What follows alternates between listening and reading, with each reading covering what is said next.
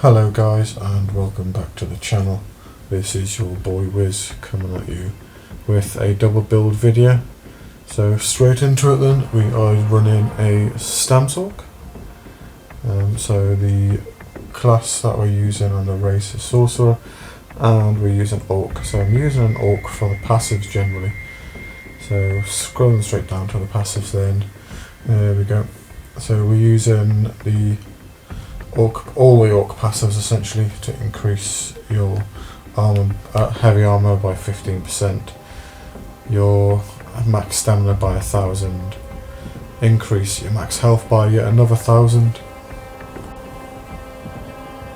and then we're using the last passive there, which is your Swift Warrior, and that increases your spell damage by 258 on your weapon, and also reduces the cost of sprint by 12%, and then increases your movement speed by an extra 10, which is always handy when you're trying to get in and out of combat. Now then, so we'll go back into the character sheet and just show you the back bar stats quickly. So as you can see there, I've got some decent resistances, 25k. Not too bad weapon damage, but it will go once you buff up, and then 11k penetration. So max health then is the best one there at 31k, stamina is 27, and then health at 16. Recoveries, again, this is totally in buff, so it's not too bad. Right then, so we're going to show you the front bar quickly. So the front bar, as you can see, is slightly less. I will go into why that's less as we progress through the video. So as you can see there, better weapon and spell damage, and better penetration. So this is the back bar, fully buffed then. Well, not fully buffed, but as buffed as I can out of combat. So you've got just under 4k weapon damage, which is not too bad. All the ones there, so 11,111 physical penetration, and as you can see, your recovery goes up to a nice 1900 there. Right, buffing up again just to show you the front, so I don't drop off as I speak. So again, it's a little bit higher, but a little bit lower than the back bar. 28k resistances, 4.1k weapon damage, and obviously your penetration is at 14k, which is always good. So this is the first part of a two-part build, to be fair. Skills are exactly the same. So I'm using crystal weapon.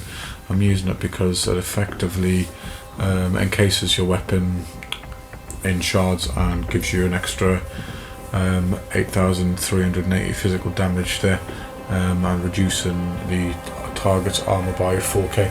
So this effectively is our main spammable. So it's almost like any weapon. So you want a light attack, go back into your crystal, light attack, crystal, light attack, crystal. You can also heavy attack with it, like I do there, to do a bit more damage. And then as long as you keep that up, you should get your enemy targets down pretty quick. And then by the end of it, you just spin to it. So yeah. Next skill then is Vigor. So currently unbuffed, it's about 14k, nearly 15.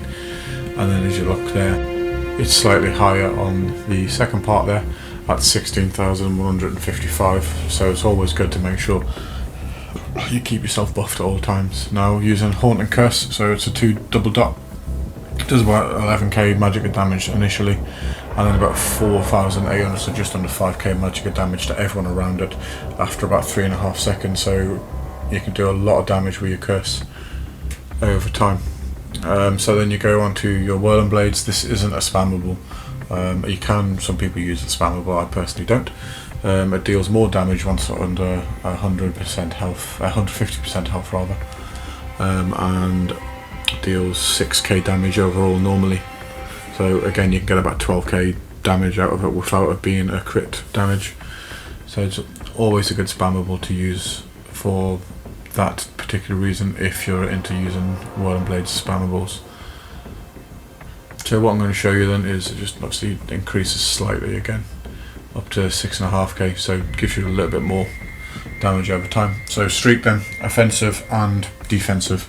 So you can use it offensively by streaking through someone, stunning them. So throw your curse, streak through them, turn around,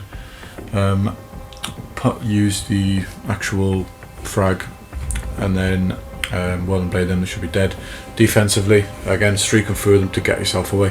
Remembering it does cost more magicka the more times you use it.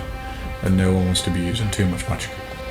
So yeah, we've streaked through them to stun them, and then you can essentially turn and burn if you want to, or indeed buff up and get out of the way of it all, because nobody wants to be caught with their pants down. Alright, so we're using the pack leader this time. If you watch my other build video, I do like using pack leader, it's fun. I've double barred it. The reason I double barred it is because obviously on the back bar I'm more tanky, and on the front bar more damage related. So it's entirely up to you which one you can use more. I'm just going to show you the back bar quickly. So you got Dark Deal. Dark Deal is like a sustain thing, so it gives you health back, stamina on this morph, or if you want the other morph you can take your stamina to give you back health and magic. There is a way to infinite sustain on Sorc if you're not using the caltrops there. So there's a skill called Equilibrium in the Mage's Guild tree, which will take health and give you magic back, and obviously because we're using the other morph we can then use that to constantly keep ourselves sustained. So caltrops just to slow them down and stun them, and also keeps away your pesky little fucking night blades, because on this channel we hate night blades. Hashtag fuck night blades. So elude, I actually should have used shuffle rather than elude, I believe, for this one. I've tried both. I've got shuffle on NA, and I prefer the shuffle because it reduces the snares just like Race Against Time does, and it's easier to get than doing the fucking quest line for Race Against Time. Oh god, hours. Right, Hurricane obviously deals 709 physical damage every second for 20 seconds. The circle gets bigger up to about 9 meters, I think it says there, and as it gets bigger it does more damage, so it can do 160% more damage. I'll let your imagination run wild with the damage you can get out of that. It also increases your physical and spell resistances by about 6k as well, so that's why when I buff up I always show you that on the bar, so you can see obviously what we're going to get up to. And again, your movement speeds increased by 15%, so with your orc skills you're going to be about 26% faster. Rally, it's good for increasing your weapon spell damage by about 20% once again. Also gives you 15% stam recovery for the timer's up, that's 20 seconds. But when it ends, you get 3,451 health given back to you immediately. So it doesn't have to end, you just keep it going.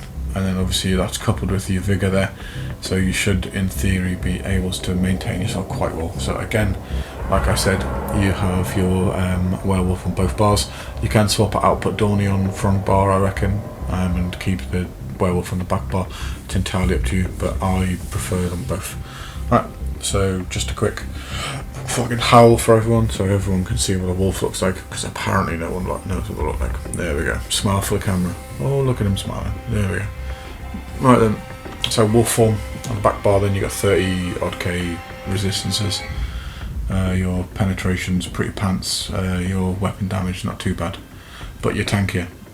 So that's the thing you need to think of. Right, so going back to the front bar quickly then, you've then got lower physical resistances by 3k, but then your weapon damage is higher, and so is your penetration.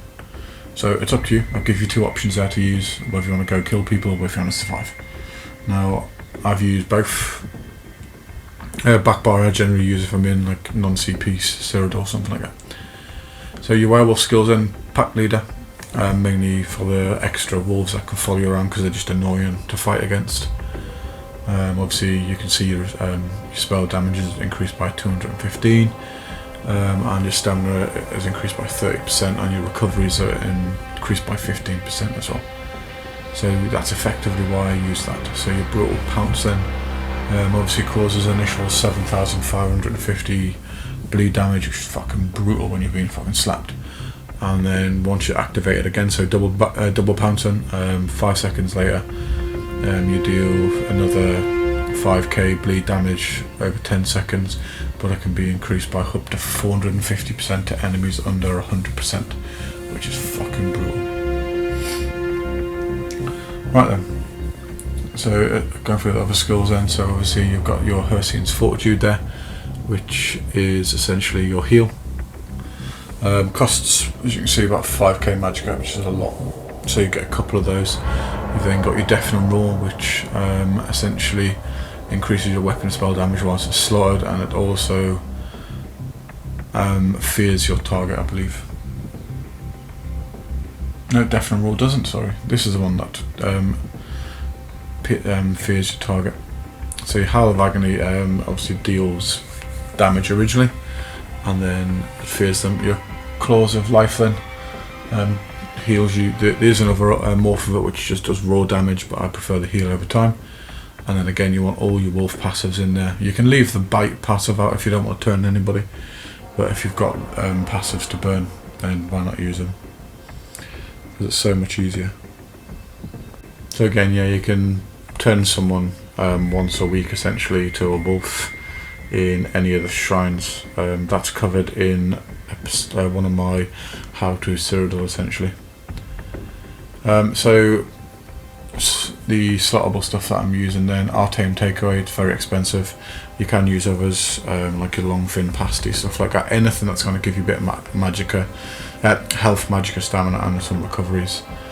I'm using two different tri-stats then. So the first one I'm using gives you health and stamina back with health and stamina recovery, but this one also increases your physical resistances by 5,280, so it helps you to be more tanky. So if you're on your front bar and you're using the damage side of it, use that, because obviously it's going to give you that extra tankiness, which is what we need when you're on the front bar. Back bar, you could potentially use the other one, or you could use that one if you want to be an extra tanky motherfucker. So the second one I'm using then is the typical tri-stat, so health, stamina, magicka recovery, and instantly back.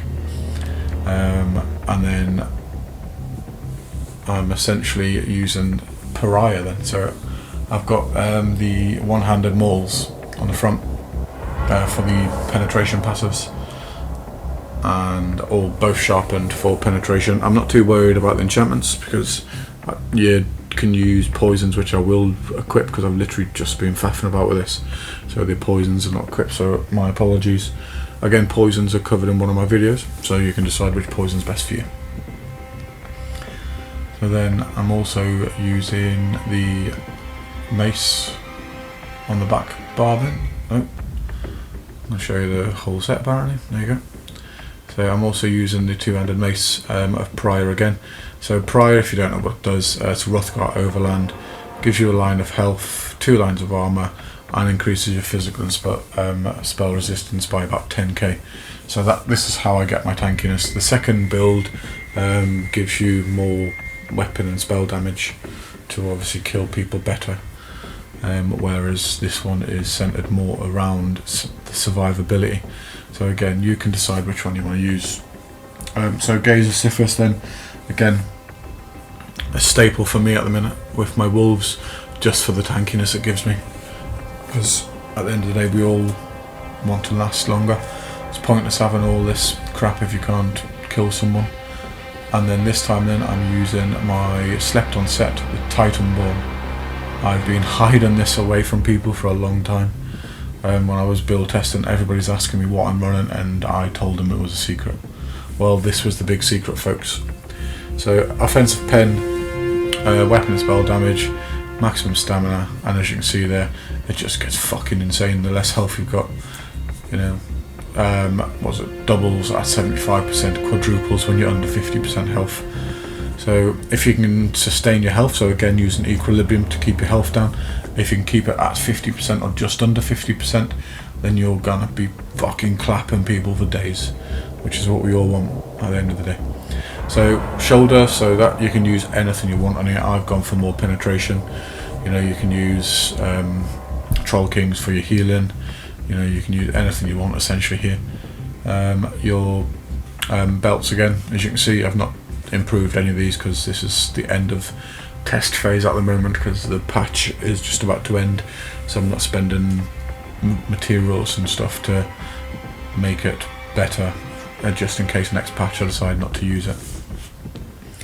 As always, my guild tabards there, and then I'm using the Pariah jewellery. The reason I'm using the jewellery, not the body, is because of the penalties you get when you're using heavy armour. I will be changing all the traits over 2 infused, so I can obviously get more from them. I've got 2 stamina recovery and 1 reduced feat, which essentially reduces the cost of your stamina to help with your sustain. So that's what I'm saying. Your sustain might not be great, but due to what we've got, it can be really good. So quickly through the champion points, all your normal passives, and then go into your slottables here then. So Untamed Aggression, Endless Endurance, and then into the Brown Tree, Rejuvenation, Peace of Mind, Sustained by Suffering. So these are all essentially centered around making sure that my sustain's better. And then Resilience is when you're under crowd control, 10% less damage, which is always helpful. Again, all the normal passives you can get out there, depending on your CP, but those are the 4 ones that try and push towards if I was you to start with. The Fuckwit Tree, so, you know, I don't know if you want to go fucking chest hunt and put the chest one on. If you want a fucking cheaper way shrine, put the cheaper way shrine on, you do you. Anyway, that's the first part of the build, essentially. I'm just going to show you the difference between what the second set I'm using rather than prior. So I swap in prior out for Plague Break, mainly because Plague Break is an absolute fuck.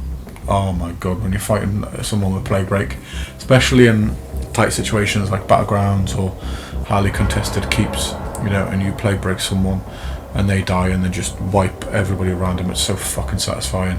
Especially when they're a dirty fucking Nightblade. Fuck the Nightblades, by the way. If you're a Nightblade, I hope you get run over by a truck. Fucking scumbag. Put it that way. There you go, so you can see there, the resistances are a lot less, but your weapon and spell damage is a lot higher with your penetration as well.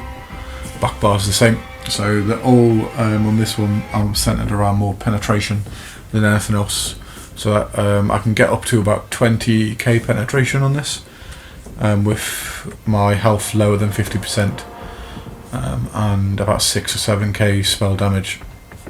Again, it's pointless showing you those stats because it's not easily achievable and not maintained, so I just show you the stats that I know you can get constantly. So yeah, that's about the build then, guys. Again, I hope you guys have watched what I'm doing and enjoy it as I always do.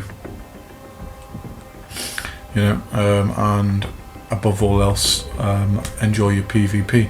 So a quick shout out to my followers and my fans that have helped me purchase a new mic, so hopefully you've noticed that the sound's a little bit better this time, so a big shout out to them, and hopefully I get more of you guys in so we can invest in more tech to make the channel more worthwhile.